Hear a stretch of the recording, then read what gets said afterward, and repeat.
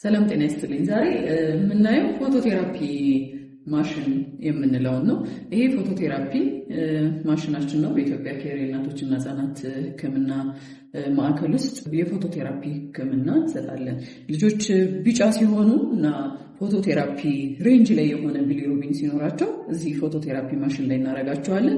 ዲስታንሱን ያው እንደ ቢሊሩቢን መጠኑ ቼክ አድርገን አጀስት እናደርጋለን። ፎቶቴራፒ ላይ ልጆች ሲሆኑ ማድረግ ያሉብን ጥንቃቄዎች አሉ። ሁልጊዜ አይናቸውን ላይቱ ፎቶቴራፒ ብሉ ላይት በመጠቀም ቢጫነትን ከሰውነታቸው ቶሎ በሚወገድ መልኩ ቀይሮ በሽንትና በካካ እንዲወጣ የሚያደርግልን ነው እና የምናደርጋቸው ጥንቃቄዎች ከዚህ ላይት አይናቸውን መሸፈን ይኖርብናል።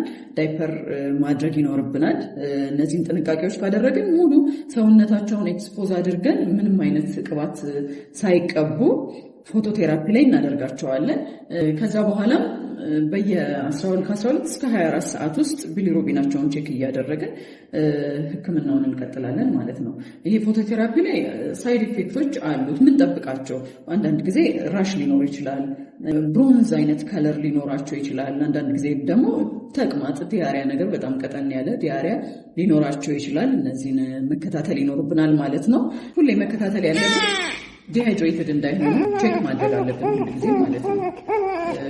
ዲሃይድሬትድ ከሆኑ ደግሞ ተጨማሪ ፍሉድ ወይም ደግሞ ፊዲንጋቸውን እየጨመረ ማስተካከል ይኖርብናል ማለት ነው። አመሰግናለሁ።